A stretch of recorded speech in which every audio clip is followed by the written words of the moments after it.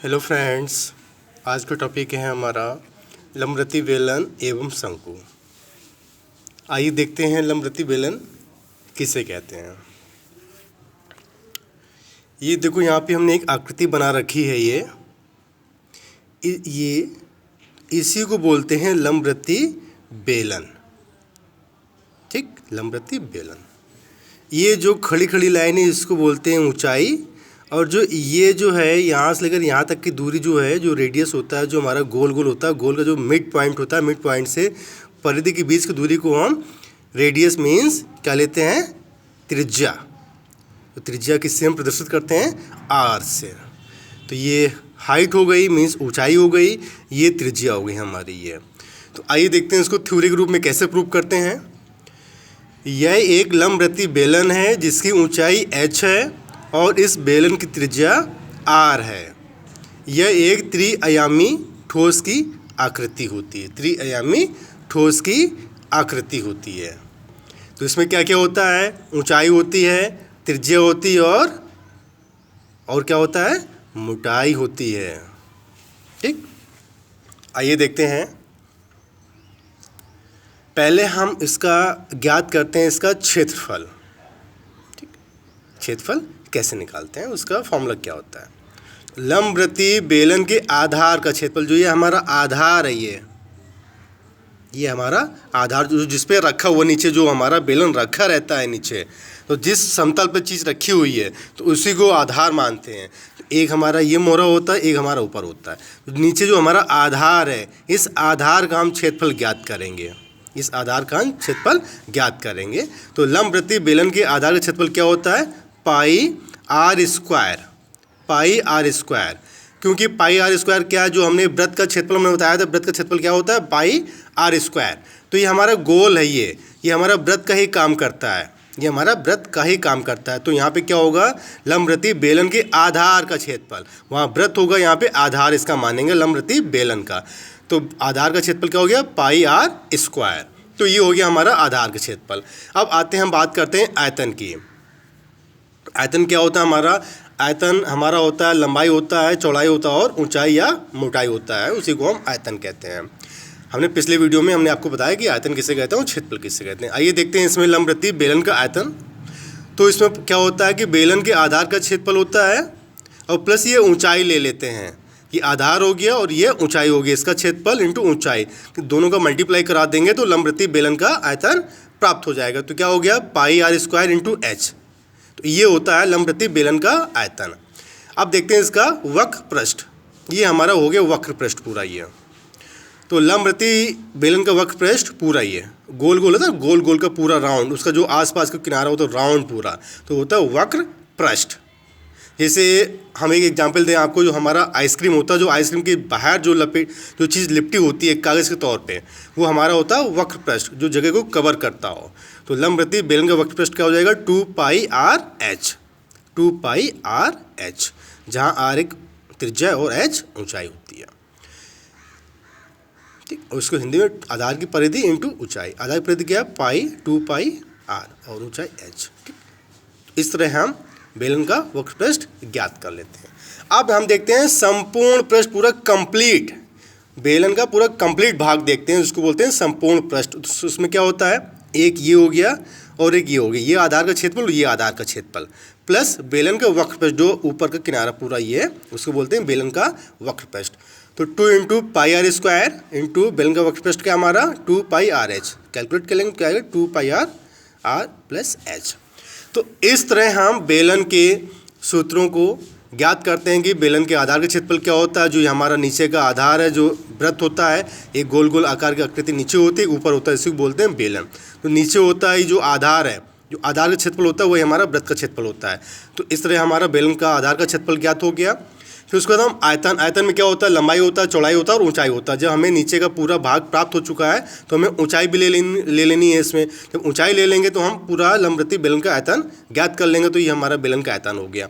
अब लम्बरती बेलन का वक्र पृष्ठ, जो चीज़ ऊपरी भाग का जो होता है सिस्टम, तो हमने आपको बताया, जो आइसक्रीम में जो चीज़ ऊपरी भाग में जो लिपटा होता है पेपर टाइप का, वो हमारा पूरा वक्र पृष्ठ होता है, जो चीज़ को कवर करे।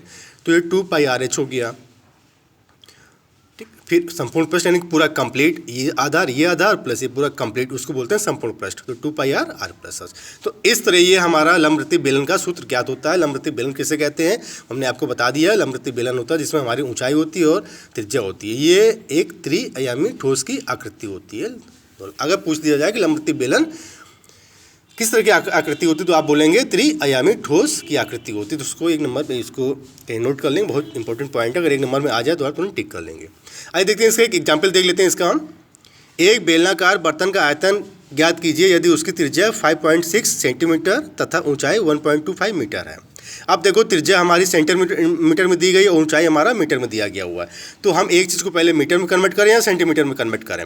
तो यहाँ पे होता है 1 सेंटीमीटर बराबर 1/100 मीटर या 1 मीटर बराबर 100 सेंटीमीटर। तो हम सेंटीमीटर को मीटर में चेंज कर लें या मीटर को सेंटीमीटर में चेंज कर लें। तो हम मीटर को सेंटीमीटर में चेंज किए ले रहे हैं।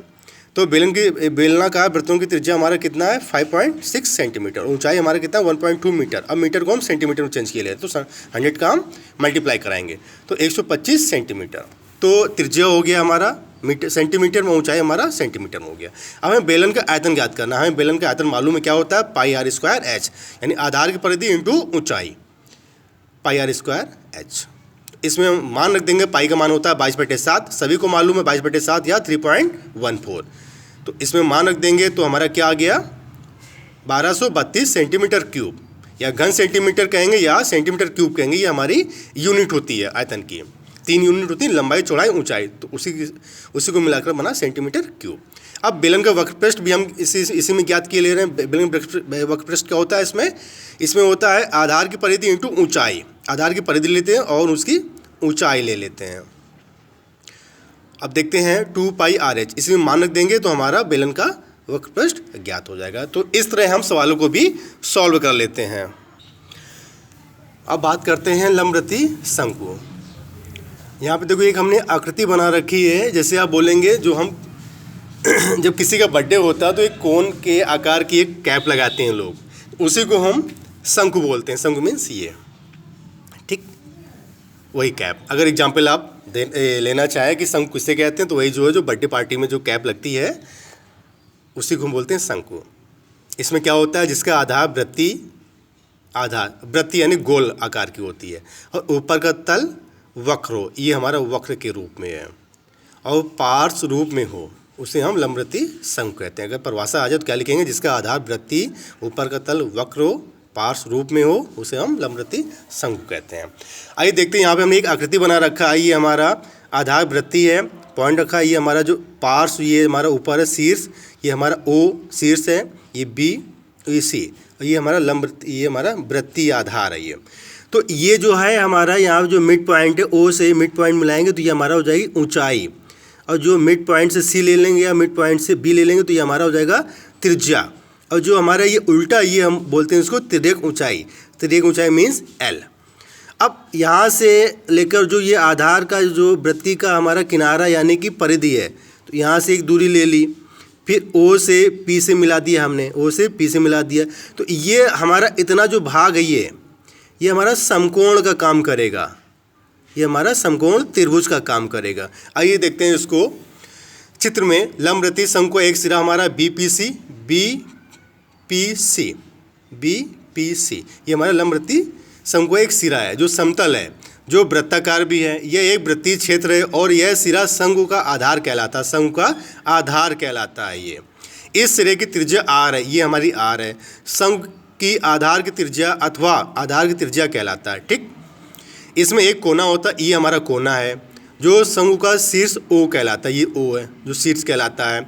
शीर्ष से आधार के प्रति किनारे BCO है, BCO है ये किनारे, ये को मिलाने से बना तल का एक वक्रपृष्ठ है। तल का एक वक्रपृष्ठ है।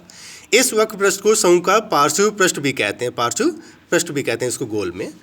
O डैश, ये O डैश यहाँ का बिंदु का जो है वृत्ति का जो मिड पॉइंट कोना जो है इसको बोलते हैं शंकु की अक्ष। ये होता है हमारा शंकु का अक्ष। ये हमारा O, ये शीर्ष है, तो दोनों बिंदु को मिलाते हैं तो उसको बोलते हैं शंकु का अक्ष। इस वक्रपृष्ठ को शंकु का पार्श्व पृष्ठ भी कहते हैं और O डैश शंकु की अक्ष कहलाती है। यह शंकु की ऊंचाई भी कहलाती है, ये H बना हुआ है। O डैश आधार का लंब, ये हमारा आधार का लंब है, क्यों आधार एक लाइन पड़ी उस पर लंब डाला हो तो उसको हम आधार की लंब भी कहेंगे। एवं ओ डैश सी बराबर ओ डैश पी बराबर ओ डैश बी एक समकोण है। अगर ये इतना भाग लेंगे तो समकोण कहलाएगा, इतना भाग लेंगे तो समकोण कहलाएगा, और एक जो ये वाला भाग है ये भी एक समकोण ही कहलाएगा, जहाँ ओसी सम की तिर्यक ऊंचाई ये ऊंचाई है। आइए देखते हैं उसको तिर्यक ऊंचाई कैसे प्रूव करते हैं। समकोण हमने ले लिया, ये हमने कहा इतना भाग जो इसको हमने अलग काट के हम इसको रखेंगे, इसे ये हमने इसको डायग्राम बना रखा है यहाँ पे। तो एक समकोण त्रिभुज लेते हैं ओ डैश पी में कोण ओ डैश पी बराबर 90 अंश, जो ये ओ डैश हमारा 90 अंश का ही है। तो पाइथागोरस प्रमेय से हम इसको सिद्ध करेंगे। क्या होता है, कर्ण स्क्वायर बराबर लंब स्क्वायर प्लस आधार स्क्वायर, इसमें मान रखेंगे। ये हमारा तिर्यक ऊंचाई को मीन्स कर्ण हो गया ये हमारा ये, और ये हमारा ये जो है ये आधार जो है ये हमारा आर हो गया, और जो ये है हमारा ये हमारी ऊंचाई होगी जो लंब है ये हमारी ये। तो पाइथागोरस प्रमेय से हम सिद्ध कर लेंगे। तो एल बराबर under r square plus h square, ये हमारी तिर्यक ऊंचाई है। तो ये जो हमारा मान जो हमने इतना ये बताया हुआ है, हमने इसको ड्रा कर रखा है ये ब्लैक ये, तो इसी का मान निकालना, यही हमारा समकोण होता है। एक ये समकोण, ये समकोण, ये समकोण। आप कभी इमेजिन करना, जो कैप होती है उसी को लेकर चलेंगे, इमेजिन करेंगे तो आप इसको समझ लेंगे कैसे क्या लंबवृत्तीय शंकु कहते हैं, उसमें क्या क्या पॉइंट्स होते हैं, वो अपने पूरा क्लियर कर दिया है। अब देखते हैं इसके फॉर्मूले। शंकु का आयतन क्या होता है, 1/3 pi are square H, 1/3 pi are square H. अब शंकु के आधार का क्षेत्रफल क्या होता है, पाई आर स्क्वायर, जो हमने अभी आपको बताया हुआ है बेलन में। वृत्ति है ना, वृत्ति का क्षेत्रफल क्या होता है, वृत्त का क्षेत्रफल, वृत्तीय क्षेत्रफल एक ही होता है, उसको बोलते हैं पाई आर स्क्वायर। अब गैस शंकु का संपूर्ण पृष्ठ कह रहा है, तो इसमें हमारा वक्री पृष्ठीय क्षेत्रफल आ जाएगा प्लस आधार का क्षेत्रफल आ जाएगा। तो क्या हो जाएगा, pi R L plus pi are square, दोनों को हम जोड़ देते हैं तो क्या हो जाएगा, पाई आर ब्रैकेट में एल प्लस आर, और वक्र पृष्ठीय क्षेत्र हमारा क्या, पाई आर एल। ठीक, तो ये हमारा फॉर्मूला होता है लंबवृत्तीय शंकु का, और मैं यहाँ पे दिखा रखा है ये। ठीक, इसको ठीक से देख लेंगे। अब हम एक इसका एग्जाम्पल देख लेते हैं कैसे कैसे इसको सवाल को सॉल्व करते हैं। एक लंबवृत्तीय शंकु के आधार का व्यास दिया गया है 1.4 सेंटीमीटर तथा तिर्यक ऊंचाई दी गई 9 सेंटीमीटर, संपूर्ण पृष्ठीय क्षेत्रफल ज्ञात करना है। तो पहले हमने एक डायग्राम बनाया हुआ है, जो शंकु का एक डायग्राम होता है ओ बी सी, ये हो गया वृत्तीय, इसका होगा ये अच्छी होता है ओ डैश, फिर अच्छी से हम वृत्त की परिधि को मिलाते हैं तो ये हो गया हमारा आधार काम करेगा, फिर ओ पी को मिलाएंगे तो ये हमारा तिर्यक ऊंचाई का काम करेगा ये। तो इसको हमने थोड़ा ड्रा कर दिया इसको, तो ये आर दिया गया, एल दिया, ये एल दिया, ये एच दिया गया हुआ है। तो व्यास कितना है हमारा 14 सेंटीमीटर, हमें त्रिज्या ज्ञात करनी है, त्रिज्या बराबर व्यास अपॉन 2, तो हो गया हमारा 7 सेंटीमीटर, और तिर्यक ऊंचाई कितनी गई 9 सेंटीमीटर। तो शंकु का संपूर्ण पृष्ठ क्या होता है, पाई आर ब्रैकेट में एल प्लस आर, उसमें रखेंगे मान 352 सेंटीमीटर स्क्वायर। हमने इसको काट के हमने इसको अलग कर दिया है। तो इस तरह हम लंबवृत्तीय बेलन के फॉर्मूले ज्ञात करते हैं। लंबवृत्तीय बेलन किसे कहते हैं, और उसमें क्या क्या चीज़ें होती हैं, क्या क्या पॉइंट्स होते हैं, उसको हमने क्लियर किया हुआ है। लंबवृत्तीय शंकु किसे कहते हैं, उसके जो पॉइंट्स हैं, कैसे क्या डायग्राम बनता है, और उसमें क्या क्या पॉइंट्स हैं, उसको मैंने क्लियर किया हुआ है। तो आज हमने आपको लंबवृत्तीय बेलन के बारे में बताया और लंबवृत्तीय शंकु के बारे में बताया। हमने उसमें एक बात ये होता है कॉमन आ रही है, जो हमारा इसका वृत्तीय आधार का जो क्षेत्रफल दोनों में कॉमन है। ये जब वृत्तीय का बात कर रहा है, वृत्तीय क्षेत्रफल का बात कर रहा है, तो आप समझ जाइए कि हमारा वृत्त के क्षेत्रफल की बात हो रही है। तो वृत्त के क्षेत्रफल का फॉर्मूला क्या होता है, पाई आर स्क्वायर। तो दोनों हमारे तीनों में हमारा कॉमन है, लंबवृत्तीय बेलन, शंकु और वृत्त में। तो ये सारी चीज़ें हमारी कॉमन है, तो उसको आप समझिए और इसको देखिए हमारा वीडियो। और अगर इन दोनों पॉइंट्स में कहीं भी कुछ कमी लग रही है, और आपको अगर फिर से इसको रिपीट करना है, कुछ पॉइंट्स अगर आपको समझ में नहीं आ रहे, तो आप कमेंट बॉक्स में जाइए, कमेंट करिए, ताकि मैं इसको फिर से आपको समझा सकूं।